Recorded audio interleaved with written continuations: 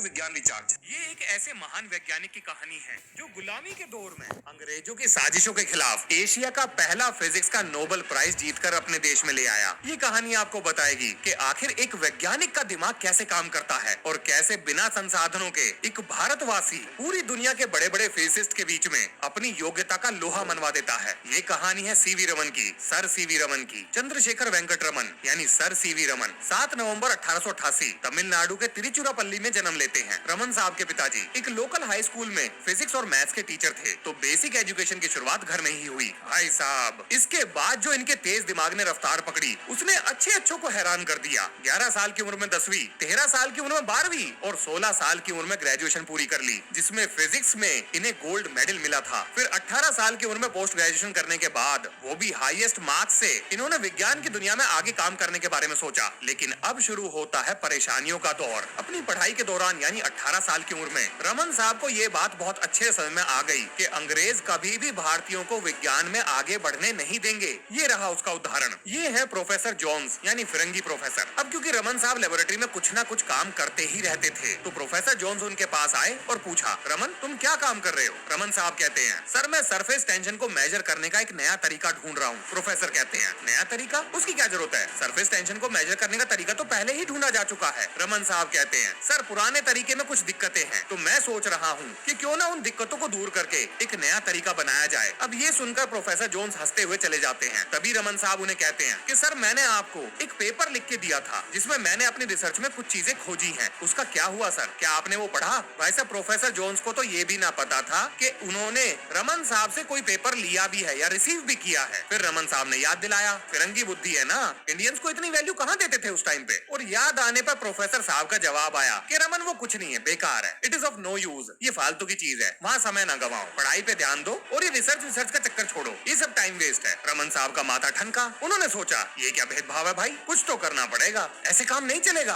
भाई साहब, इसके बाद सीवी रमन जी ने जो किया वो वाकई में काबिले तारीफ है। और ये तो उस जमाने की बात थी जब हम गुलाम थे। इतनी हिम्मत तो लोग आज भी नहीं करते। अब इससे पहले कि उन्होंने क्या किया मैं आपको ये बताऊं, जरा पहले समस्या समझो। आखिर समस्या क्या है? समस्या थी ये कि भारत में एक भी साइंटिफिक जर्नल नहीं था। अब ये जर्नल क्या चीज है? तो देखो जी, जब कोई वैज्ञानिक रिसर्च करता है तो वो रिसर्च पेपर ऐसे लोगों के द्वारा पढ़ा और वेरीफाई किया जाता है जो उस फील्ड के एक्सपर्ट हैं। और अगर पेपर में दी गई रिसर्च सही है, वेरीफाई हो जाती है, तो पूरी दुनिया के वैज्ञानिकों के सामने उस रिसर्च को रखा जाता है। और ये चीज जहाँ छपती है उसे जर्नल कहते हैं। यानी अगर किसी वैज्ञानिक को ख्याति प्राप्त करनी है, दुनिया के सामने अपने रिसर्च को लाना है, तो अपनी रिसर्च को जर्नल में पब्लिश कराना ही पड़ेगा। अब क्योंकि भारत का अपना कोई जर्नल नहीं था, तो सीवी रमन के सामने सिर्फ एक ही रास्ता था कि वो विदेश में अपने रिसर्च पेपर को पब्लिश कराएं। लेकिन उनके प्रोफेसर एक भारतीय होने की वजह से उनकी रिसर्च को बाहर जाने ही नहीं देंगे। ये थी वो समस्या। भारत के पास अपना जर्नल था नहीं और विदेश में प्रोफेसर जाने देते नहीं, तो सीवी रमन आगे कैसे बढ़े? अब देखो, यही समस्या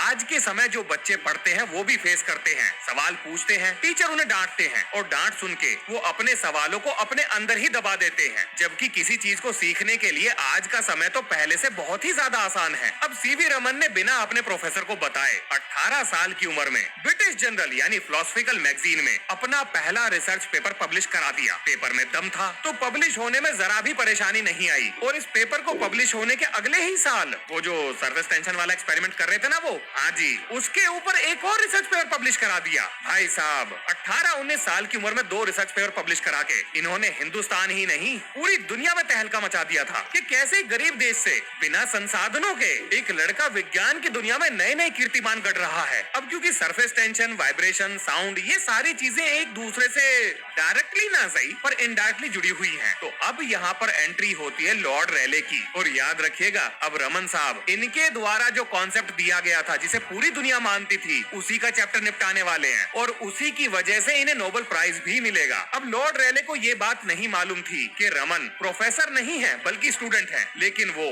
रमन को लेटर लिखते हैं एप्रिसिएशन का, तारीफों का, कि तुमने बहुत बढ़िया काम किया है। और इन दोनों के बीच में आपस में बातचीत शुरू हो जाती है। मेरे ख्याल से भारत सरकार ने लॉर्ड रेले के द्वारा रमन साहब को मिले हुए लेटर्स को शायद संभाल के रखा हुआ है। अब यहाँ पर रमन साहब को एक चीज क्लियर हो गई कि अगर उन्हें हिंदुस्तान के लिए कुछ करना है, विज्ञान की दुनिया में कुछ करना है, तो वो सिस्टम से बाहर जाकर काम नहीं कर सकते, क्योंकि अब उनका नाम थोड़ा थोड़ा फेमस हो चुका था। तो जो भी भी वो रिसर्च करेंगे। फिरंगी वैज्ञानिक प्रोफेसर उस रिसर्च को अपने नाम से प्रकाशित करने की कोशिश करेंगे। तो सीवी रमन ने सोचा कि अगर मैं सिस्टम से बाहर नहीं जा सकता तो क्यों ना सिस्टम का ही हिस्सा बन जाऊं। अब रमन साहब ने फाइनेंशियल सिविल सर्विस का एग्जाम दिया और उसे टॉप कर दिया और उन्हें असिस्टेंट अकाउंटेंट जनरल अपॉइंट कर दिया गया, जो आज तक एक रिकॉर्ड है, क्योंकि वो इस पोस्ट पर काम करने वाले सबसे यंगेस्ट पर्सन थे। रमन साहब की पोस्टिंग कलकत्ता में हो जाती है। अब क्योंकि रमन साहब कलकत्ता पहुंच गए तो अब बारी थी कि वो अपनी रिसर्च को आगे कैसे बढ़ाएं। और क्योंकि उस समय कलकत्ता भारत की इकोनॉमिक कैपिटल थी तो वहाँ पर संसाधनों की भी कमी नहीं थी। अब रमन साहब को अपनी रिसर्च करने के लिए एक लैब की जरूरत थी, जिसे वो ढूंढते हैं और किस्मत से उन्हें मिलती है Indian association of cultivation of science. और जैसे ही रमन साहब लैब को हैंडल करने वालों को ये बात बताते हैं कि वो यहाँ पर रिसर्च करने के लिए आना चाहते हैं, उन लोगों की खुशी का कोई ठिकाना ही नहीं रहता, क्योंकि 30 साल में पहली बार कोई इस रिसर्च लैब में रिसर्च करने के लिए आ रहा था। जब रमन साहब को ये बात पता लगती है कि 30 साल से यहाँ पर रिसर्च करने के लिए कोई भी नहीं आ रहा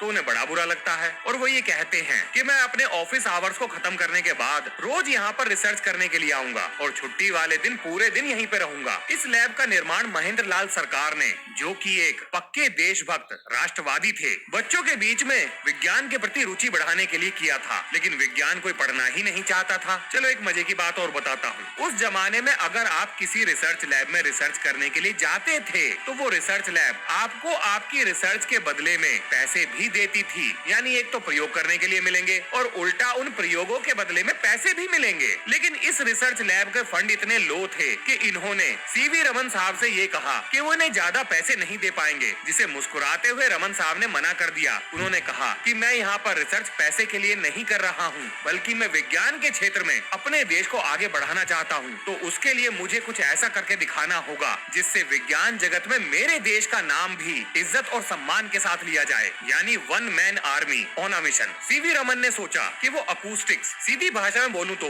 भारतीय म्यूजिकल इंस्ट्रूमेंट्स और उन्हें बजाने वाले प्राचीन भारतीय संगीतकारों के ऊपर अपना रिसर्च पेपर पब्लिश करेंगे और ये साबित करेंगे कि भारतीय इंस्ट्रूमेंट्स को पूरी नॉलेज और प्रिसीशन के साथ डिजाइन किया गया था। वो हार्मोनिक्स के ऊपर अपने एक्सपेरिमेंट शुरू कर देते हैं। सीवी रमन ने ये पाया कि जो वेस्टर्न साइंस कहता है कि कुछ ओवरटोन ऐसी होती हैं जिन्हें प्रोड्यूस करना नामुमकिन है, कोई भी नहीं कर सकता, वो चीज गलत है। क्योंकि भारतीय म्यूजिकल इंस्ट्रूमेंट जिसका नाम है वीणा, माँ सरस्वती के हाथ में जो है, वो ऐसी ही ओवरटोन प्रोड्यूस करता है जिन्हें वेस्टर्न साइंस इम्पॉसिबल मानता है। अब इस चीज से ये बात साबित हो जाती है कि भारतीय म्यूजिकल इंस्ट्रूमेंट्स को बनाने वाले जो हाथ थे, जिन लोगों का दिमाग था, वो कितना एडवांस था। उस जमाने में भी उन्हें इतनी डीप अंडरस्टैंडिंग थी। ये चीजें तुक्के से नहीं बनाई जा सकती, क्योंकि तुक्का एक दो बार लगता है, हर बार नहीं लग सकता। और कमाल की बात ये है कि रमन साहब ने Indian association of cultivation of science से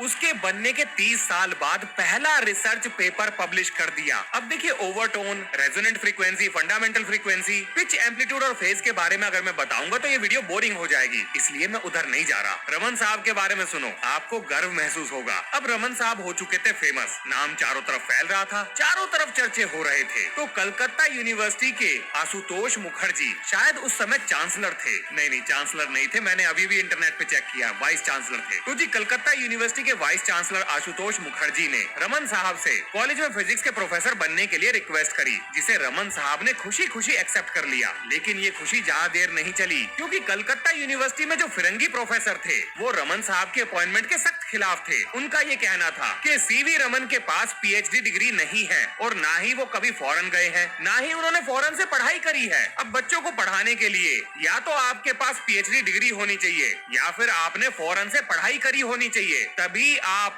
किसी यूनिवर्सिटी में प्रोफेसर बन के पढ़ा सकते हैं। ये बहुत बड़ी समस्या थी। भैया, अंग्रेजों का शासन था, उनके नियम, उनके कानून तो मानने तो पड़ते ही। अब आशुतोष मुखर्जी ने अपना दिमाग दौड़ाया और एक रास्ता निकाला। उन्होंने सोचा कि यार, ऐसे तो अंग्रेज हमें कभी आगे बढ़ने ही नहीं देंगे, कुछ करना पड़ेगा। ना तो ये पढ़ाते हैं और ना हमें पढ़ने देते हैं, बस हमें अपने जूते के नीचे दबा दबाकर रखना चाहते हैं। इस तरह से तो देश में विज्ञान का भविष्य खत्म हो जाएगा। तो आशुतोष मुखर्जी ने उन्हें ऑनररी डॉक्टरेट की उपाधि दे दी। अब ये क्या चीज है? देखिए, कुछ लोग अपने फील्ड में इतना बड़ा काम कर देते हैं कि उनके सम्मान में उन्हें डॉक्टरेट की उपाधि दे दी जाती है। इसी तरह से रमन साहब को भी मिल गई और अब उन्हें लैब में पहले से ज्यादा समय व्यतीत करने का मौका मिला। एक और कमाल की बात सुनो, आशुतोष मुखर्जी की पहली चॉइस रमन साहब नहीं थे, बल्कि जगदीश चंद्र बोस थे, जिन्होंने मना कर दिया कि वो कॉलेज में आकर प्रोफेसर नहीं बनेंगे, बल्कि अपनी खुद की लैब में ही रिसर्च करेंगे। और उनके बाद दूसरी चॉइस थे रमन साहब, जो इसे एक्सेप्ट कर लेते हैं। और अब रमन साहब के पास लैब भी थी, किताबें भी थी और समय भी था,